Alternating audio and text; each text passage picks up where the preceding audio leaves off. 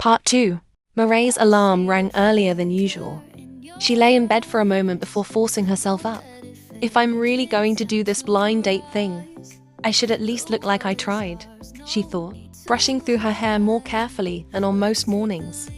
Instead of her usual light makeup, she chose a soft lipstick and neatly ironed blouse. She stared at herself in the mirror, almost embarrassed. It's been so long since I actually cared about how I looked before work. When she finally came downstairs, she stopped mid-step. Ji-won was there again, leaning casually against his car, scrolling through his phone. Mireille frowned softly. Mireille, you're here again. Ji-won, grinning, looking up at her. Good morning.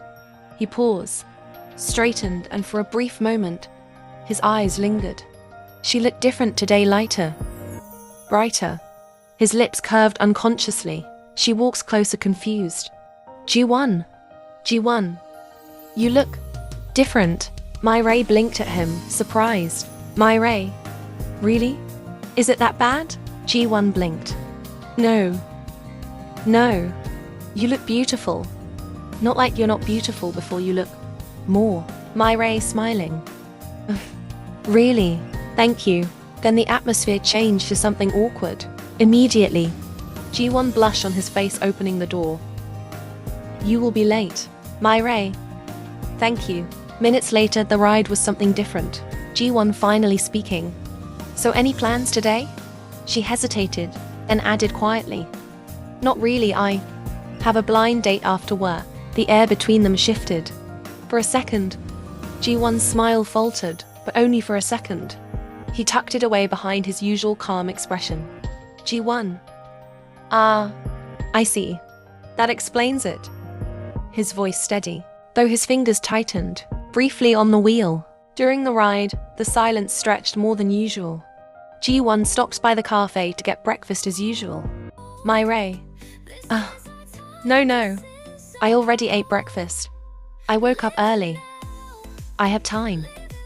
Ji-won. Really? That's good.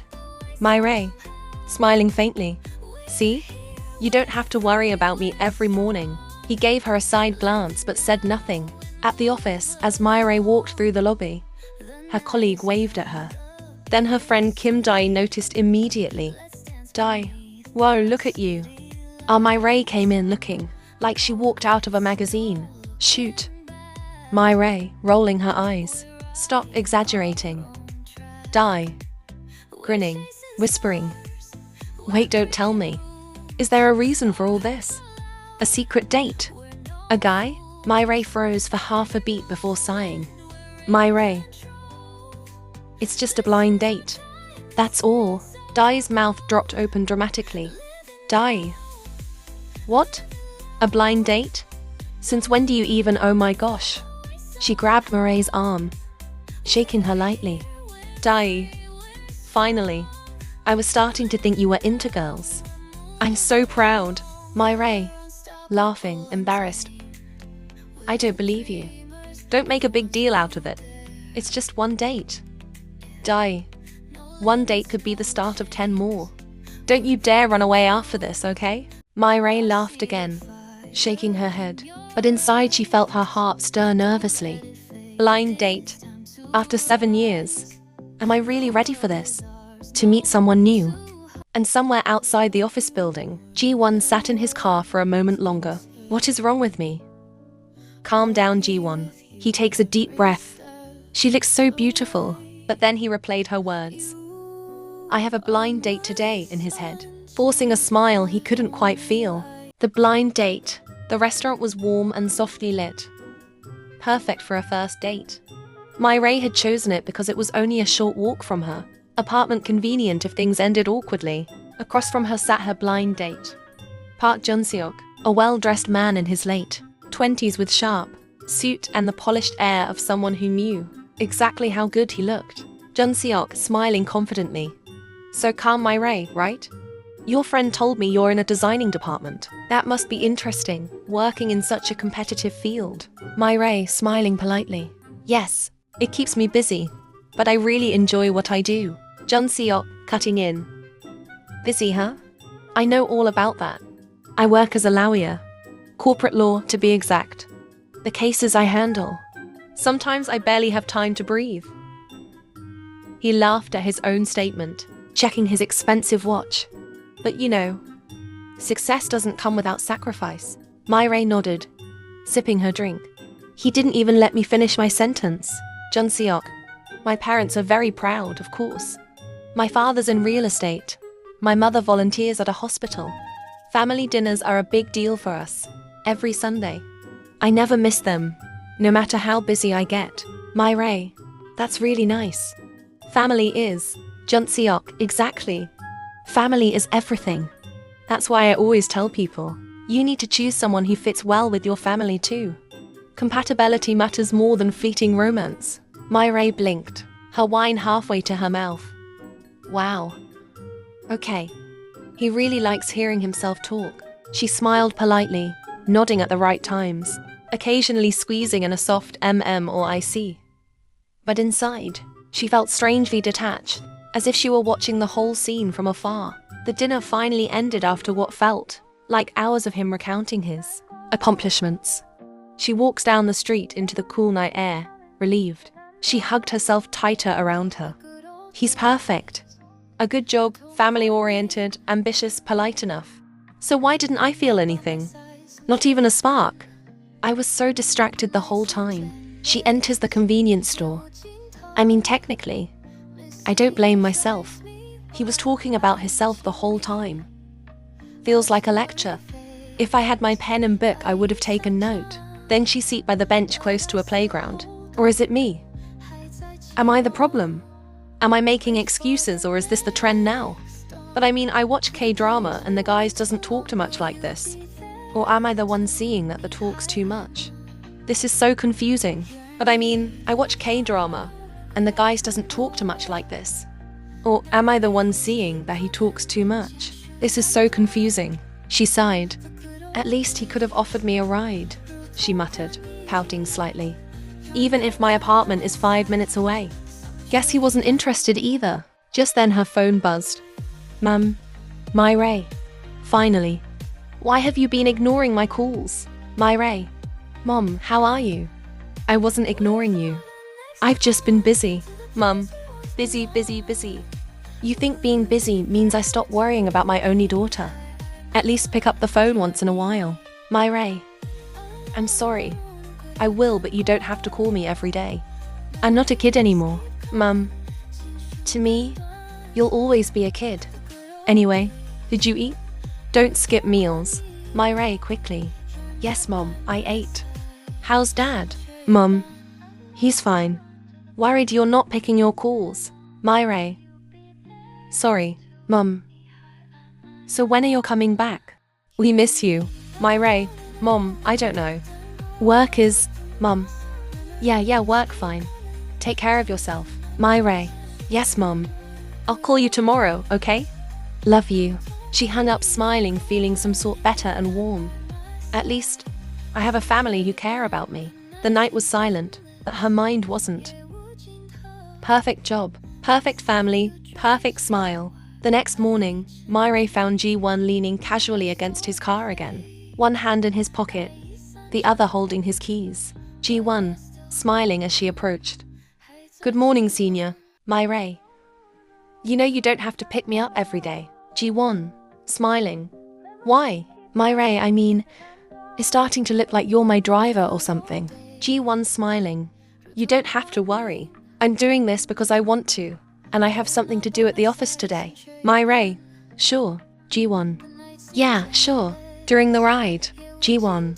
So, how was the big blind date last night? Myray blinked, caught off guard. Not bad. Ji-won. So? Was he not a complete idiot? Myray burst out laughing at his deadpan delivery. He wasn't an idiot. He was okay. Ji-won, tilting his head, grinning. Just okay? Doesn't sound like someone worth a second date. Myray, playfully defensive. Hey, it was fine. We talked a lot well. He talked a lot. Not bad. Not bad. They fell into an easy rhythm of conversation as he drove. And Myray talks about her date, how he brags about his job and family. And he smiles. But Myray glanced at him from the corner of her eye, thinking to herself, why do I always feel so safe around him? Like, I can breathe freely without pretending to be someone else. Later, at the office, she works into the office after finish using the restroom. Just then at her desk, she sees a brown paper bag. What is this? She froze, staring inside. She sees a food bento box from her favorite restaurant and a note. She blinks. Reading, "You have to eat. G1." Her lips curving into a soft smile. What? How did he? He didn't have to. She picked her phone, warmth spreading in her chest. But then she remembers, I don't even have his number. How am I supposed to thank him? I'll have to ask later. Her smile faltered as another thought struck her. What can I even give him in return? He's been picking me up almost every day, waiting for me, buying me food. He doesn't have to. Maybe a gift, she thought. What do men like? Just then, Dai came bouncing into the office, practically glowing. Myray raised an eyebrow. Guess who's back after abandoning me for her precious baby in HR? Dai, giggling. Stop it, Myray. You're the one who said you weren't hungry. So I went out with my baby. Myray rolled her eyes dramatically. Unbelievable. Left to starve, betrayed by my so-called best colleague. Dai plopped into her chair with a grin, but then her eyes landed on the meal box sitting on Murray's desk. She gasped. Wait, don't tell me.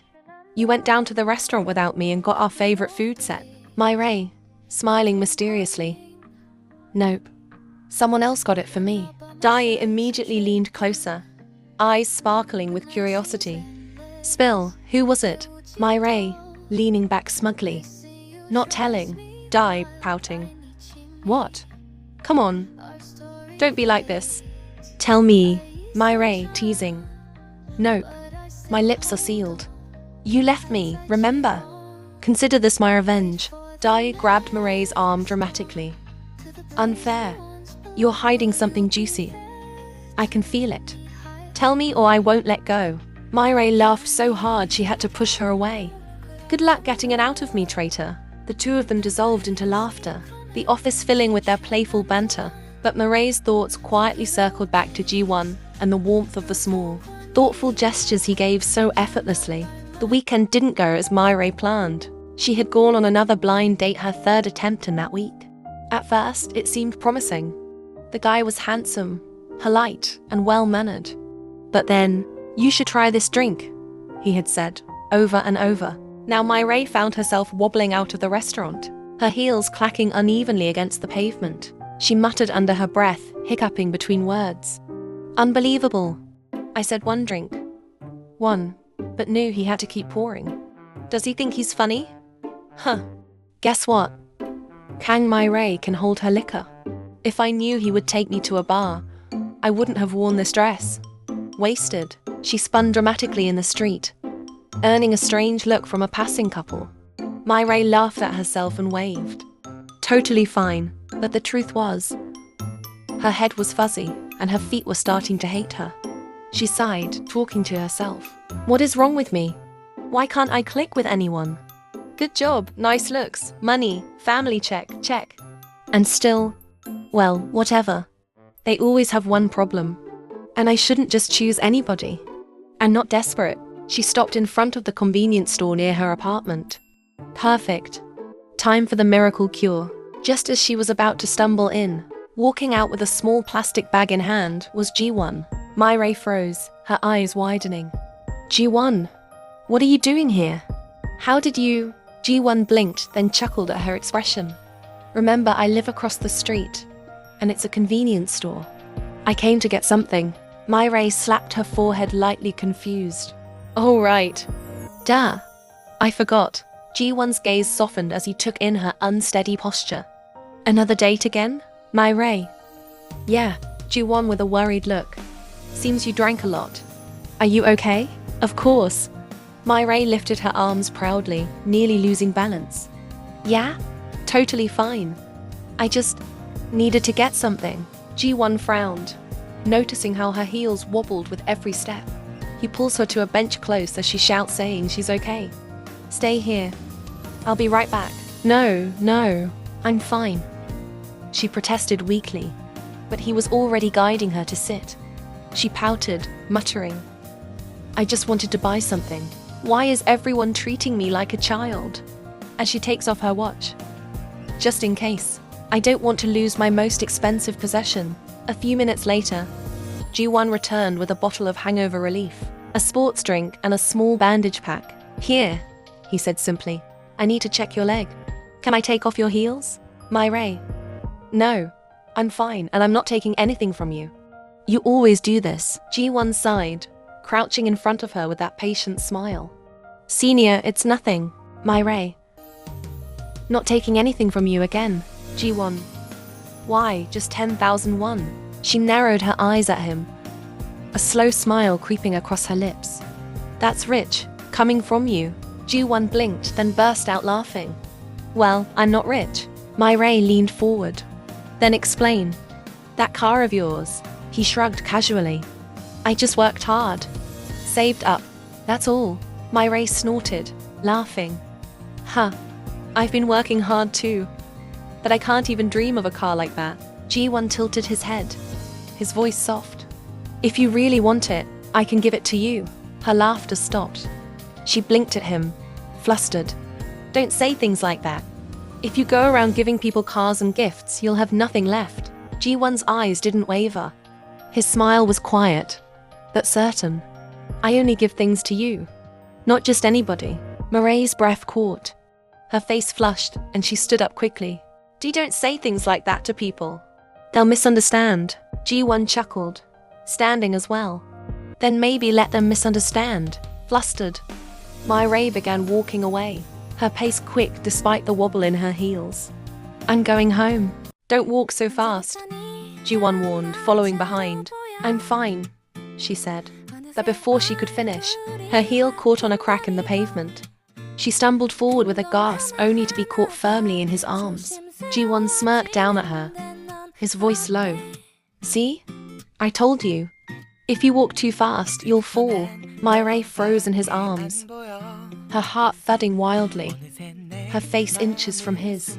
For a moment, the world around her disappeared, just the sound of his heartbeat steady against hers. He quickly steadied her, but her cheeks warm. What's wrong with me? Is it the drink? She forced a smile and muttered, Thanks. I'm fine, really. Ji-won's brows knitted together. You don't look fine. Sit down so I can check if you got hurt. She shook her head quickly, hands waving in refusal. No, I said I'm fine. He tilted his head, unconvinced.